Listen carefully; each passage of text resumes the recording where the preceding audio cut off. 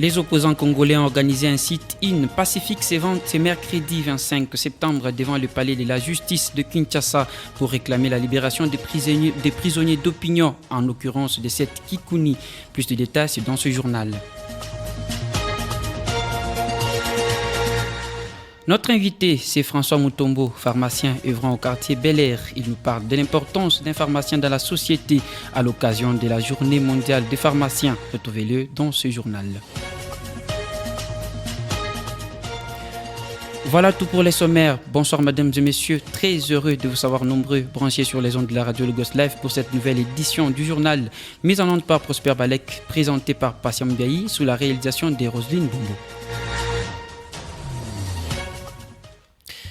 Ouvrons déjà ces journaux par cette information consacrée à la politique congolaise. Les partis politiques de l'opposition, dont le parti Ensemble pour la République, les CID de Martin Fayulu et d'autres militants et sympathisants des groupements politiques ont fait un sit-in ce mercredi 25 septembre devant le palais de la justice à Kinshasa pour réclamer la libération des opposants politiques, en l'occurrence Seth Kikuni, Mike Mkebai et Jean-Marc Akabound. Ils ont aussi manifesté contre les répressions exercées sur les leaders d'opinion. Suivez Adundombassi dans ce propos. Face à la vague d'arrestations et de détentions arbitraires d'activistes de la société civile et d'opposants politiques, ainsi que la restriction des libertés fondamentales. Ces mesures liberticides qui criminalisent l'activité politique dissidente sont inacceptables. Elles ne sont pas des événements nouveaux ni isolés, mais une part clé de la stratégie politique du président Tshisekedi et son gouvernement pour supprimer toute opinion politique contradictoire. Il n'y a aucune raison de réprimer le peuple, l'opposition politique et la société civile. Il n'y a aucune raison de les persécuter autant.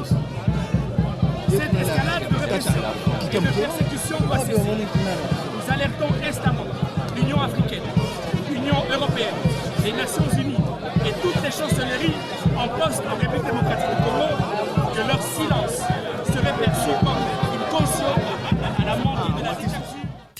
Toujours dans ces chapitres consacrés à la politique congolaise, une partie des députés nationaux s'oppose à la mise en place du bureau du réseau des jeunes parlementaires intervenus le week-end dernier au ministère des Affaires étrangères dans la commune de Gombe. Plus de précisions avec Florent Beningwe. Pour la majorité de ces députés, cette mise en place a été faite de manière cavalière, ne respectant aucune règle en termes de consensus et qu'une correspondance sera adressée dans les heures qui suivent au bureau de l'Assemblée nationale pour que ces irrégularités soient corrigées selon les coutumes parlementaires. Pour rappel, quelques jeunes députés nationaux élus à l'issue des élections du 20 décembre dernier et ceux de la législature passée, à leur tête, les députés nationaux Ron Roger Bimouala se sont retrouvés dans le cadre d'une matinée d'échange le samedi 21 septembre dernier dans la salle de conférence du ministère des Affaires étrangères à Kinshasa, autour du réseau des jeunes parlementaires qui se veut un regroupement pour la consolidation de la démocratie et le renforcement de la représentation des jeunes dans les institutions et dans le poste à responsabilité. Parlons sécurité cette fois-ci. Le président de l'Assemblée nationale, Vital Kamerhe, a échangé ce mardi 24 septembre avec l'ambassadeur de la République française, Rémi Maréchaux. Et cet entretien a tourné autour de l'évolution du processus de paix de Luanda et de Nairobi. Plus d'explications, c'est avec Joe Kunda.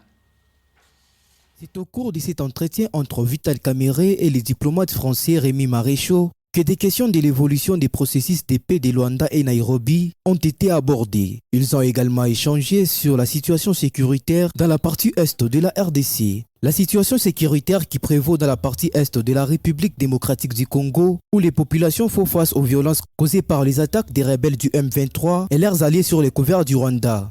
Rémi Maréchal fait le tour des institutions de la RDC pour renforcer les relations diplomatiques entre la République démocratique du Congo. De présenter au chef de l'État mes lettres de créance la semaine dernière, ce qui me permet maintenant de rencontrer les responsables des principales institutions de la République.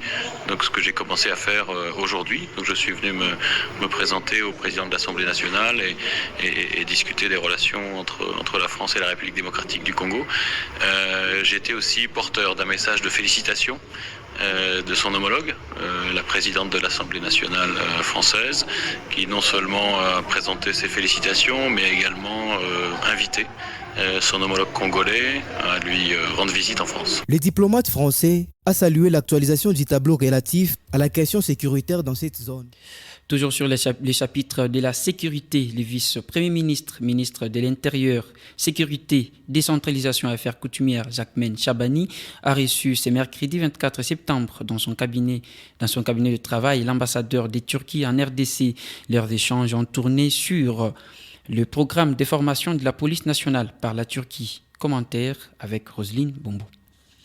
Le vice-premier ministre de l'Intérieur, Sécurité, Décentralisation et Affaires coutumières, Jacquemain Chabani, veut relever les défis pour exiger la paix et la tranquillité à l'exemple de la vision du président de la RDC, Félix Tshisekedi. Cette coopération de la Turquie et de la République démocratique du Congo dans les domaines de la sécurité sera accompagnée du programme de formation de la police nationale congolaise, selon le modèle du registre que l'ambassadeur turc a présenté au ministre congolais. J'ai réitéré au vice-premier ministre que la police nationale turque est tout à fait disposée à partager ses capacités, ses connaissances en particulier dans ces cadres, et on a échangé le vue sur le possible axe de coopération entre les deux côtés, a déclaré Murat Ulku, ambassadeur turc en RDC, et d'ajouter « Je me suis renseigné sur la vision du vice-premier ministre, en particulier sur le dossier sécuritaire. Nous considérons la RDC comme un partenaire très important en Afrique qui fait face à des défis similaires que mon pays dans un passé récent,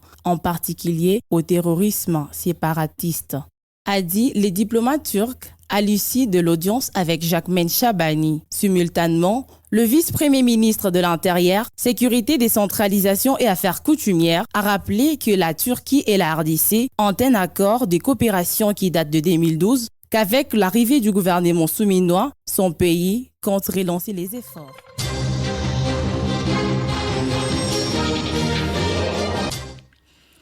Parlons recrutement des jeunes militaires. Cette fois-ci, 700 jeunes de la région du Grand Bandundu ont répondu favorablement à l'appel du président de la République, Félix Tshisekedi, qui avait demandé aux jeunes d'intégrer l'armée pour défendre la nation sous les drapeaux.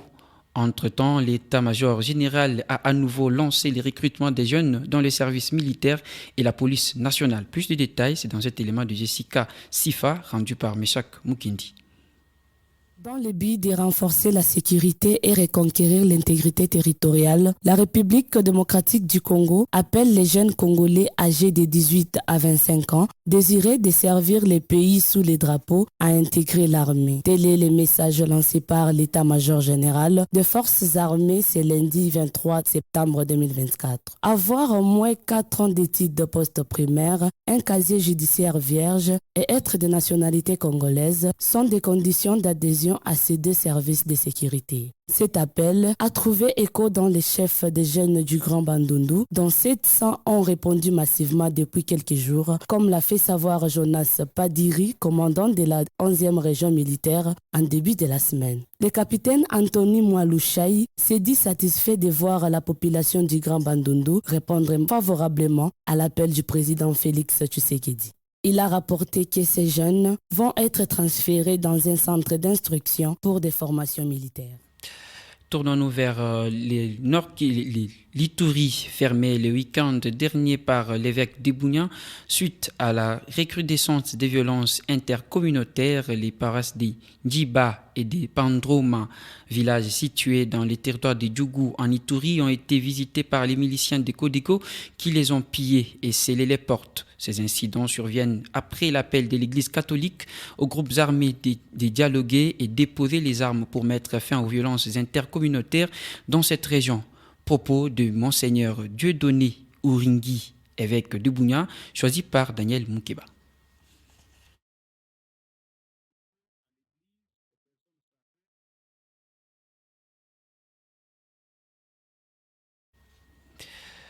Poursuivant cette fois-ci, le commissaire divisionnaire Philémon Patience Moussindi de l'inspection générale de la police nationale a annoncé le 24 septembre son engagement à aider les gouvernements à mieux gérer l'effectif du personnel policier. Cette déclaration fait suite à une formation dispensée par l'Institut français Thémis visant à professionnaliser les inspecteurs de la police pour qu'ils respectent les normes internationales. Marcel César pour plus d'explications. Le commissionnaire divisionnaire Philémon Patience Mouchip, responsable de l'inspection générale de la police nationale congolaise PNC-ANSIC, a affirmé le 24 septembre que cette entité est déterminée à assister le gouvernement dans la gestion des effectifs policiers à travers le pays. Il a fait cette déclaration après une formation donnée à une dizaine de responsables de l'inspection par l'Institut français de formation en sécurité, en partenariat avec l'École supérieure d'administration militaire. Cette session de remise à niveau, axée sur les stratégies et des procédures d'audit externe et de contrôle interne, vise à professionnaliser davantage les inspecteurs de la police pour qu'ils opèrent selon des normes reconnues aux standards internationaux. Le souhait d'envoyer mes inspecteurs dans les multiples écoles de Thiès, c'était tout simplement chercher la professionnalisation de mes inspecteurs. Ils doivent être professionnels, les ramener à travailler aux standards internationaux. Philémon Patience Mouchip a précisé que ces policiers ont acquis des compétences et des techniques pour améliorer la réalisation des audits et des contrôles internes. Cela devrait permettre à la police de mieux évaluer ses effectifs en République démocratique du Congo. Pour être plus efficace comme les autres services d'audit et contrôle au niveau international. Ils ont acquis des méthodes et processus appropriés pour mieux faire les audits et les contrôles internes. D'ailleurs, avec cette formation réussie, les inspecteurs de la police nationale maîtriseront cette fois-ci les effectifs de la police nationale. Selon lui, c'est difficile d'avoir un nombre exact jusqu'à présent. Mais avec la formation de ces inspecteurs, le gouvernement saura déterminer l'effectif des policiers congolais.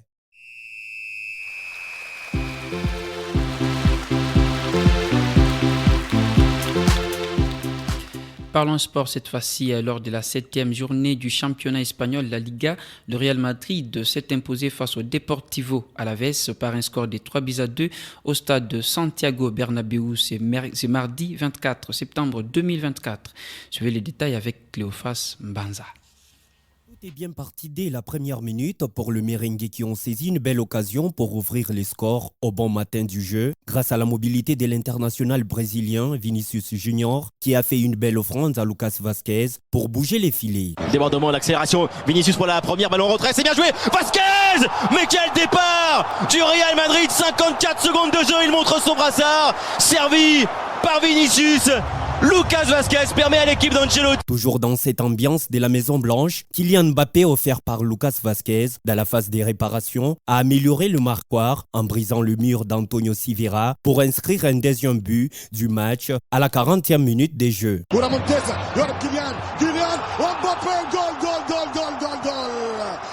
Vers la fin de la première période, le dorsal 11 du Real Madrid, Rodrigo, en a conclu l'affaire de but pour le merengue qui ajoutera un troisième but aisé à la 48e minute des Jeux.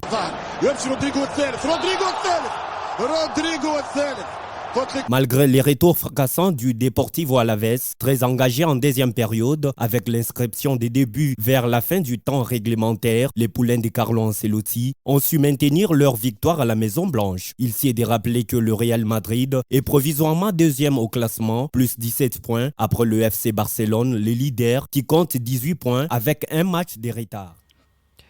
Revenons en Afrique cette fois-ci, parlons de la défaite de la RDC U20 face au Congo Brazzaville. Les léopards de la RDC ont essuyé une défaite de 1-0 contre les Diables Rouges du Congo Brazzaville lors de leur premier match des éliminatoires de la Coupe d'Afrique des Nations CAN U20 qui s'est déroulé au stade de Massamba Deba. Cette rencontre s'inscrit dans le cadre du groupe A de qualification pour la CAN U20 2025. Marcel César pour plus de détails.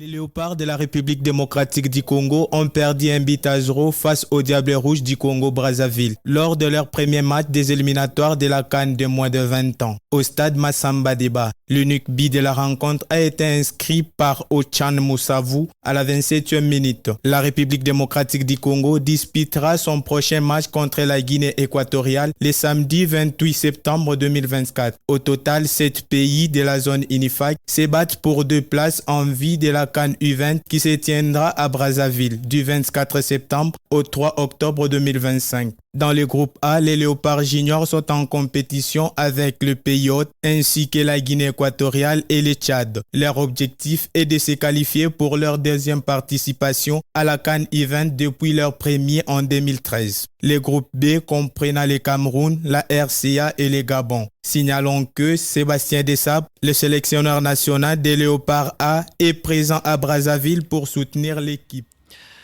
Le 25 septembre de chaque année, le monde entier célèbre la journée mondiale des pharmaciens. Cette journée est consacrée à la valorisation de cette profession, longtemps peu parlée et confuse. Plus d'explications, c'est dans ce focus de Meshak Mukindi.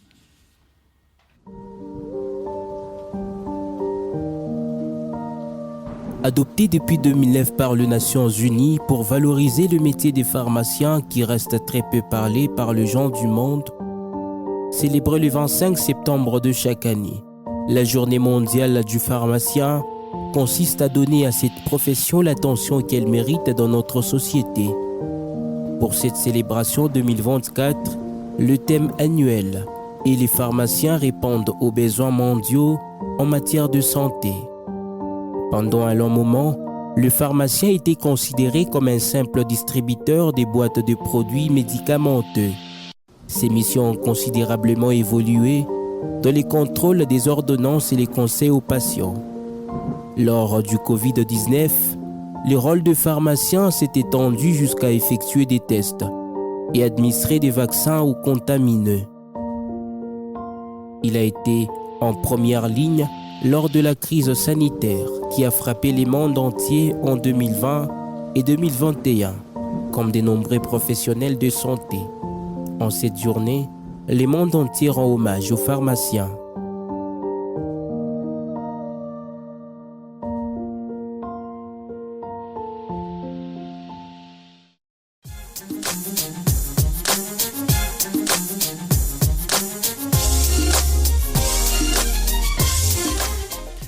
Clôturons déjà ce journal par les chapitres consacrés à l'invité sur ces mêmes chapitres. Cette journée rappelle l'importance des pharmaciens à répondre aux besoins mondiaux en matière de santé. À ce sujet, notre rédaction a approché M. François Mutombo, pharmacien œuvrant sur l'avenue d'Aturas au quartier Bel Air Mazout, qui parle du rôle d'un pharmacien dans la société. Il est même notre invité du journal. Trouvez-le au micro de Roselyne Bombo. Monsieur François Mutombo, bonjour. Bonjour mademoiselle. Aujourd'hui, c'est la journée mondiale de pharmaciens. Premièrement, quelle est votre impression par rapport à cette journée? Oui, en tout cas, merci beaucoup pour la question. D'après moi, aujourd'hui, c'est une journée que nous allons aussi nous réjouir. C'est une journée qu'on nous a aussi considérée par la société.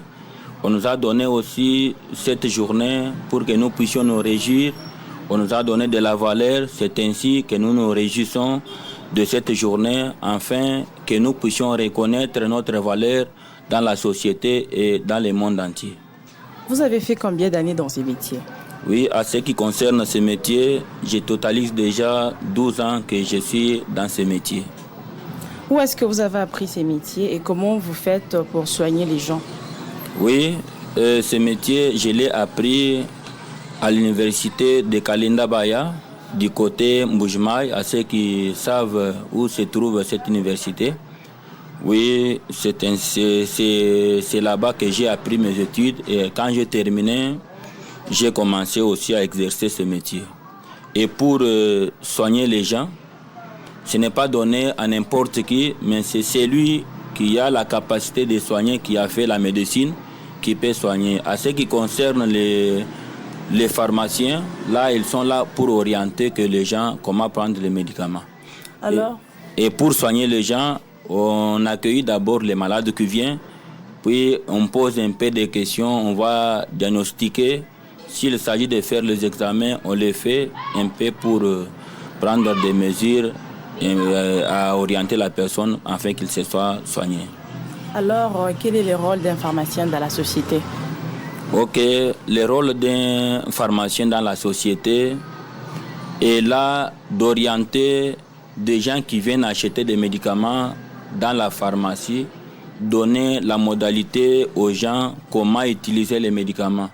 Parce que si vous voyez bien, sur beaucoup de pharmacies, il y a un serpent qui est dessiné là. Ce serpent-là typifie la guérison et la mort.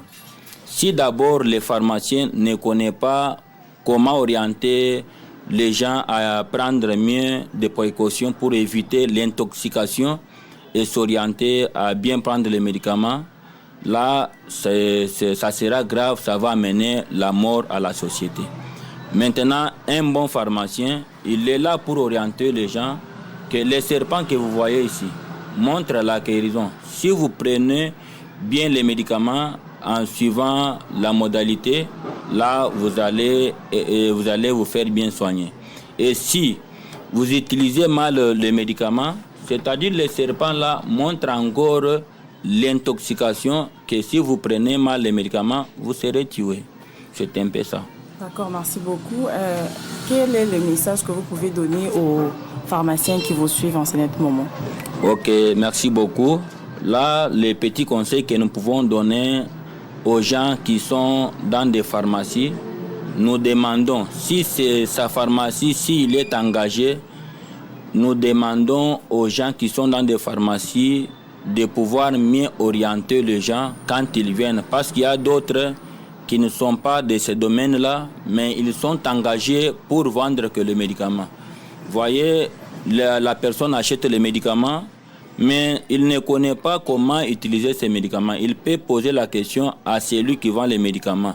Il demande un peu la manière dont il peut utiliser ça. Et si celui qui vend n'est pas aussi à la mesure, il peut dire à la personne, soit les médicaments qu'on peut prendre un comprimé matin, un soir, lui peut dire de prendre 2 matins, 2 midi, 2 soirs. C'est un peu ça, ça peut tuer les gens, que les gens travaillent mieux, orientent les gens. Et si c'est lui qui n'est pas de domaine, il faut seulement l'écarter, c'est une bonne chose.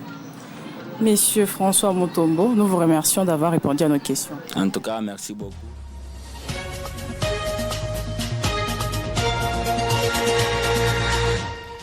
C'est par cette information consacrée à l'invité que s'achève ce journal mis en onde par Prosper Balek, présenté par Patient Mbiayi, sous la réalisation de Roselyne Bombo.